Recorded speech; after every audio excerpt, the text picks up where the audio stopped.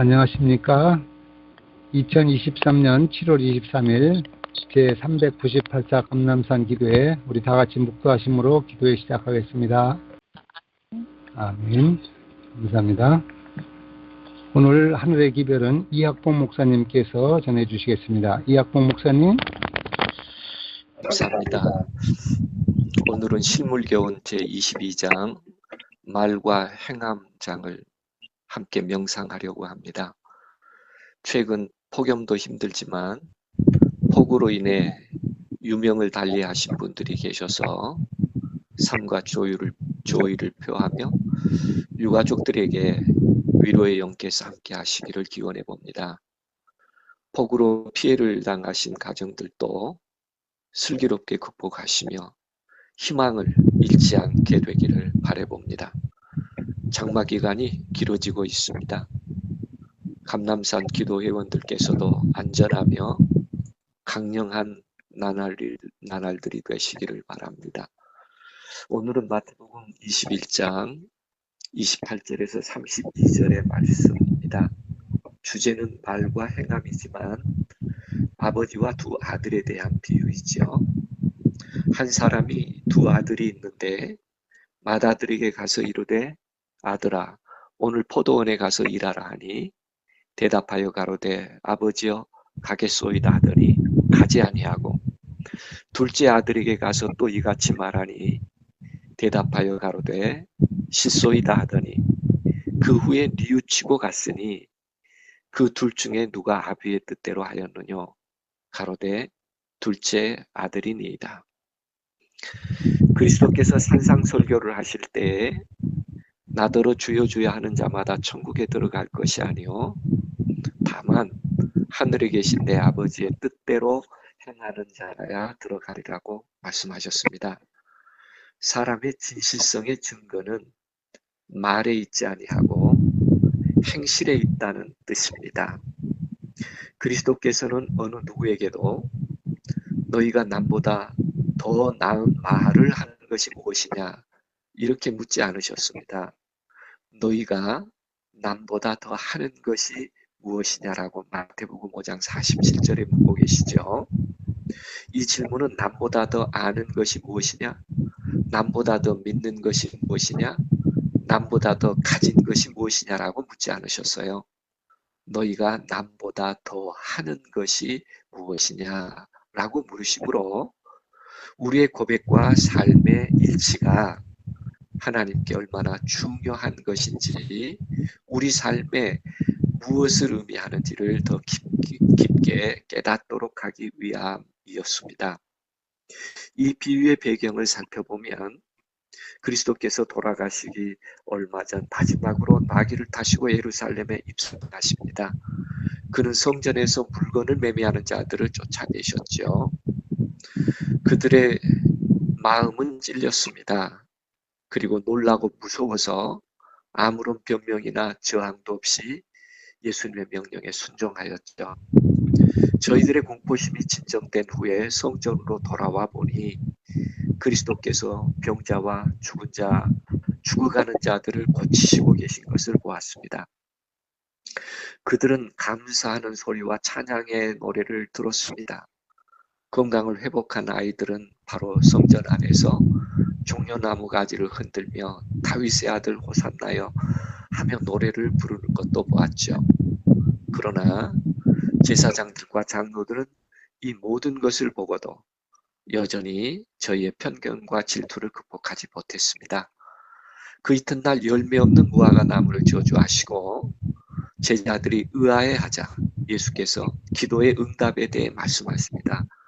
너희가 기도할 때 무엇이든지 믿고 구하는 것은 다 받으리라 하시니라. 산도 옮길 것이라고 말씀하셨죠. 그리고 그리스도께서 성전에서 가르치실 때에 제사장들과 백성의 장로들이 다시 와서 예수님께 묻습니다. 내가 무슨 권세로 이런 일을 하느냐? 또 누가 이 권세를 주었느냐? 이렇게 질문할 때 저희가 원하는 것은 증거가 아니었습니다. 그들은 그분의 하신 말씀을 책잡고 악용해서 백성들이 그분을 대적하도록 선동하기 위한 것뿐이었죠. 예수께서 그들에게 물었습니다. 요한의 침례가 어디로서 왔느냐? 하늘로서냐? 사람에게로서? 그렇게 질문했지만 그들의 대답은 우리가 알지 못하노라 였습니다. 그 대답은 거짓말이었죠. 제사장들이 저희의 입장이 곤란하게 된 것을 깨닫고 저희의 입장을 은폐하기 위하여 거짓말을 한 것입니다. 예수께서는 그들이 우리가 알지 못하노라 라고 말할 때 그 다음에 아버지와 두 아들에 대한 비유를 통하여 그들의 적실한 영적 상태를 진단해주고 깨닫게 해주고 싶으셨습니다. 아버지가 작은 아들에게 가서 오늘 포도원에 가서 일하라고 했을 때 그 아들은 즉시 대답하기를 실소이다 라고 대답했습니다. 그는 순종하기를 거절하고 악한 길로 행하며 악한 동무들과 사귀었죠. 그러나 그 후에 회개하고 그의 아버지의 부르심에 순종하였습니다. 아버지는 큰아들에게 가서 오늘 포도원에 가서 일하라는 같은 명령을 했습니다. 이 아들은 대답하기를 가겠나이다 라고 대답했으나 실제로는 가지 않았습니다. 이 비유 가운데서 나오는 아버지는 하나님을 대표하고 포도원은 교회를 대표합니다. 두 아들은 이 땅에 살아가고 있는 두 계층의 사람을 대표한다고 말하고 있죠. 실소이다 라고 말하는 그 명령을 순종하기를 거절한 아들은 어쩌면 공공연하게 죄를 짓는 생애를 사는 사람들로서 믿는 채 하지도 않습니다. 하나님의 율법이 요구하는 자제와 순종의 멍에를 매기를 공공연하게 거절하는 자들을 대표할 것입니다. 그러나 이들 중에 많은 사람이 회개하고 하나님의 부르심에 순종하였다는 것입니다. 반대로 가겠나이다 하고 가지 아니한 아들로 말미암아 바리새인들의 성격이 잘 드러났습니다. 말로는 순종하는 것처럼 보였을지라도 포도원에 가지 않을 뿐만 아니라 불순종을 회개하지 아니하고 스스로 마치 다녀온 것처럼 마음으로 만족한 사람들이었습니다. 그리스도께서는 이 두 아들의 비유를 말씀하신 후에 청중에게 물으셨죠. 그 둘 중에 누가 아비의 뜻대로 하였느냐?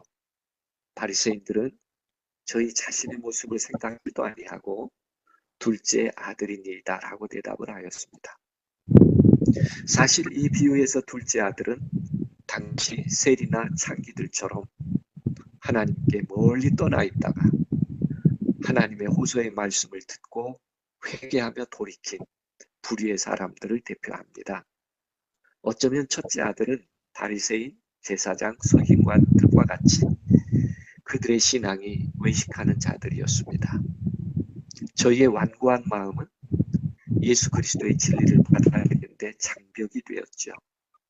그들은 죄를 깨닫게 하는 하나님의 영의 과마를 물리치고 하나님의 계명을 순종하기를 거절하였습니다. 그리스도께서는 저희가 죄를 깨닫고 돌아오기를 몹시 바라고 계셨지만 그들은 돌아오지 않은 사람들이죠. 첫째 아들의 생각은 이스라엘의 제사장들과 장로들은 종교 의식에 저희의 생애를 바쳤고 그 의식은 세상 사업과 연관시켰기에 너무나 신성한 것이라고 생각했습니다. 그러기에 저희는 저희의 생애가 종교적이었기 때문에 절대적으로 신앙적이었다고 믿고 있었습니다. 문제는 저희가 사람들에게 보이기 위하여 의식을 행했는데 그렇게 한 것은 세상 사람들이 그들은 경건하고 헌신한 자들이라는 생각을 갖도록 하기 위함이었습니다. 저희는 순종한다고 말하면서도 하나님께 순종하기를 마음으로 거절한 사람들이죠. 저희는 진리를 가르친다고 공언했으나 진리를 실천하는 자들이 되지 못했습니다.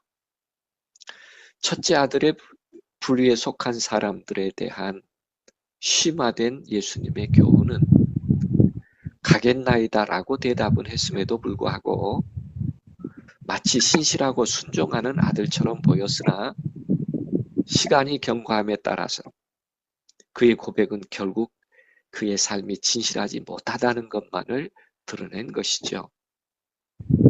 어쩌면 그들은 그들의 마음속에 부친에 대한 참된 사랑이 없는 부류의 사람을 대표할 것입니다. 이와 같이 바리새인들도 저희의 순결함을 자랑했으나 시험을 받을 때의 부족함이 드러났습니다. 저희에게는 하나님과 사람들에 대한 참된 사랑이 없었던 것이죠.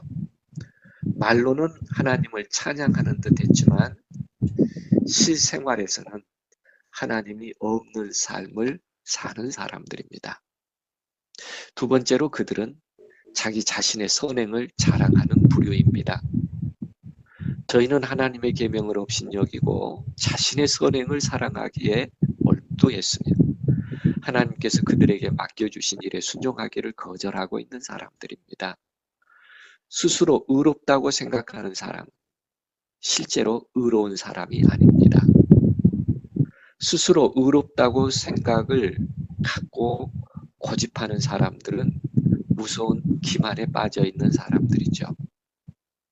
그 결과 자신의 의만 있지 그리스도의 완전케 하시는 의가 없는 사람이라는 것을 드러낸 것입니다. 세 번째로 그들은 자신의 의지를 하나님께 맡기거나 바치지 않는 부류의 사람입니다. 물론 가겠나이다라고 말은 했죠. 그러나 그 말로 만족하고 가지 않는 것입니다. 그들은 하나님께 거짓 약속을 하고 있는 것이죠. 그들은 교회와 엄숙한 언약을 맺고 저희 자신을 하나님을 섬기는 일에 바치겠다고 서약하지만 저희는 그것을 실행하지 않습니다. 말로는 저희가 하나님의 자녀라고 주장하지만 저희의 생애와 품성은 그 관계를 부인하는 사람들이죠. 어쩌면 우리도 고백과 달리 실행이 없다면 마다들과 같은 신앙을 하고 있는 것입니다. 네 번째, 그들은 희생 앞에서는 항상 뒤로 물러서는 부류입니다. 극기와 자아 희생, 즉 시간과 재물로 십자가를 져야 할 일이 생길 때는 뒤로 물러갑니다. 의무에 대한 자각은 사라지고 하나님의 계명을 알고 범하는 일이 습관화되어 갑니다. 귀로는 하나님의 말씀을 듣지만 영적 식별력은 사라져버렸죠. 마음은 완고해지고 양심은 마비된 사람들이 되어갑니다. 지금 그리스도를 전적으로 반대하지 않는다고 해서 하나님을 섬기고 있다는 생각을 갖지 말아야 합니다. 희생이 없는 섬김은 없기 때문에 그렇죠.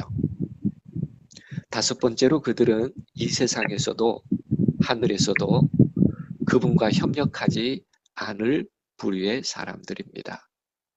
그리스도를 위하여 실제로는 아무 일도 하지 않으면서 그리스도 편에 서 있다고 생각하는 많은 사람들은 결국 원수로 하여금 유리한 고지를 점령하도록 허락하고 있는 사람과 같습니다.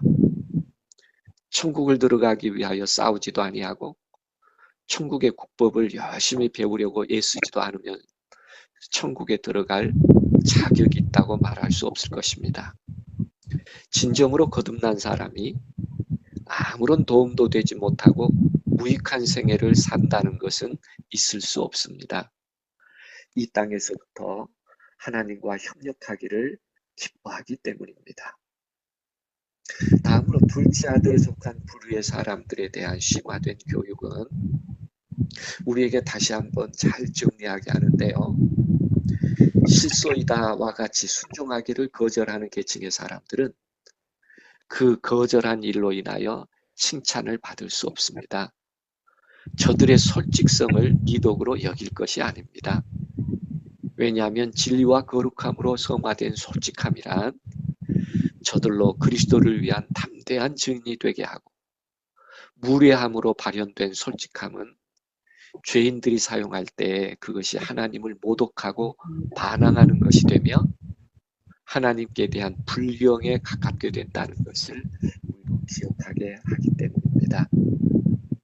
둘째 아들에서 본 심화된 생각은 이렇습니다. 첫 번째, 성령의 호소가 우리에게 임할 때에 가장 유일의 안전책은 지체 없이 그 호소에 응하는 것이라고 합니다. 사람이 외식하지 않는다는 사실이 결코 그 사람의 죄를 가볍게 해주는 것이 아님을 기억해야 합니다. 오늘 또 포도원에 가서 일하라는 부르심이 있을 때 그 부르심을 거절하지 말아야 합니다. 오늘날 저희가 그 음성을 듣거든 그 마음을 강팍히 하지 말라고 주님은 말씀하십니다. 왜냐하면 나를 부르시는 그 소리를 다시 듣지 못할지도 모르기 때문입니다.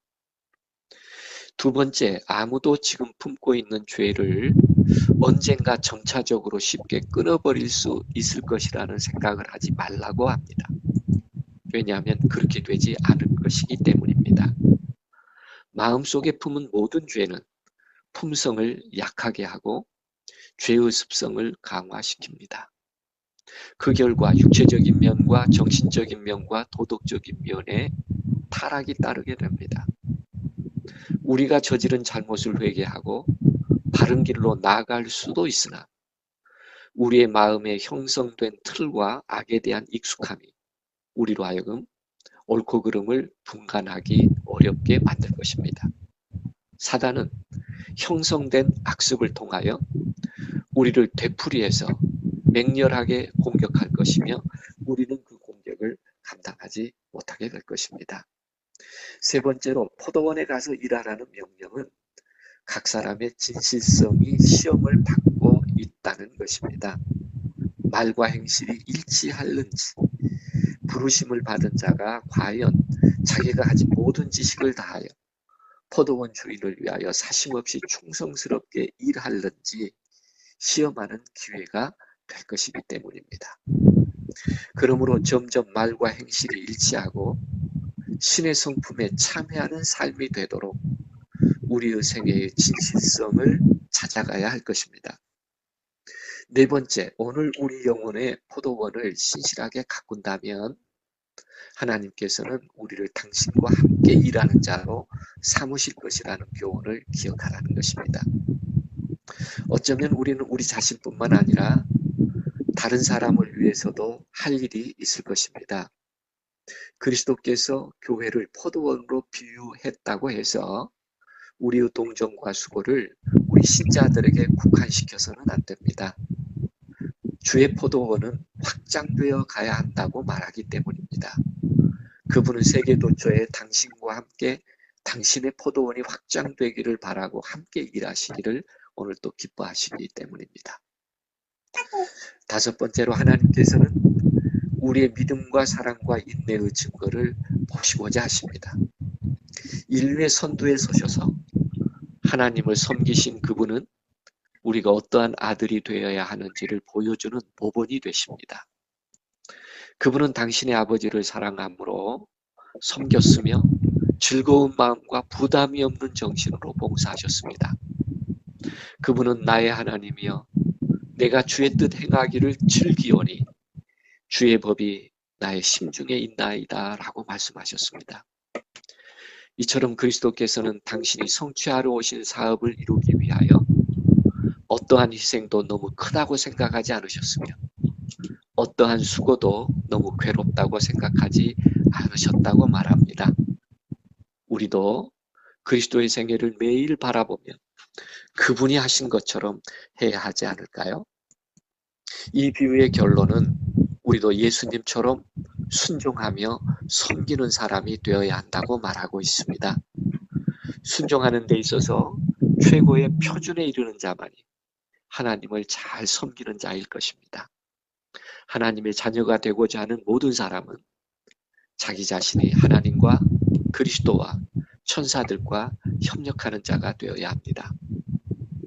하나님께서 당신의 계획을 이루어 가시는 중요한 목적은 사람들을 시험하시고 단련하셔서 그들에게 저희의 품성을 개발시킬 기회를 주시기 위함이라고 약속하고 있습니다. 우리가 우리의 의지를 하나님께 바친다면 하나님의 사랑을 얻으려고 굳이 애쓰지 않아도 될 것입니다. 우리는 그분의 사랑을 값없는 선물로서 우리의 심령에 받아들이게 될 것이며 그분을 사랑하는 마음으로 기꺼이 그분의 명령을 순종하게 될 것이기 때문입니다. 오늘날 세상에는 두 계급의 사람들만이 살고 있으며 하나님께서 심판하시는 때에도 단지 이 두 계급의 사람을 구별하게 될 것입니다. 오늘 한 주간도 그리스도께서 우리의 충성과 불충성을 입증할 수 있는 기회를 주실 것입니다. 그때마다 예라고 대답하며 곧 나가서 실행하는 성도가 되기를 간절히 바라봅니다. 이 한 주간도 하나님 아버지와 그 깊은 신뢰의 관계를 이루어가는 나날이 되기를 감남산 기도회원들이 되기를 간절히 바라면서 말과 행함이라고 하는 말씀의 명상을 줄이도록 하겠습니다. 하늘에 계신 우리 아버지, 감남산 기도회 기도회원들의 기도를 들으시고 선히 응답해 주신 은혜를 진실로 감사를 드립니다. 세월이 갈수록 마지막 시대의 징조들이 연일 일어나고 있습니다. 우리의 말과 행실을 다시 한번 하나님께 의탁합니다.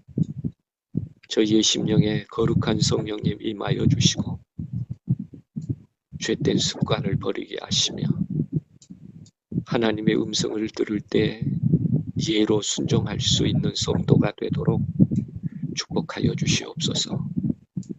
위기의 때마다 하나님의 진정한 사랑으로 하나님의 교회를 지키셨던 그 권능의 손길이 오늘 이 한국 땅에 그리고 기도하는 온 성도들의 가정들 위에 함께하기를 간절히 기도합니다. 평화롭게 하옵소서. 강건케 하옵소서. 주님의 일터에 나가 일하는 기쁨이 승한 삶이 되게 하여 주옵소서. 매일 매순간 거룩한 성령의 인도하심에 의탁하겠사오니 하늘까지 손잡아 인도해 주시기를 간절히 간구하올 때에 한 주간도 승리케 해 주실 그리스도의 이름으로 감사하며 간절히 기도합니다.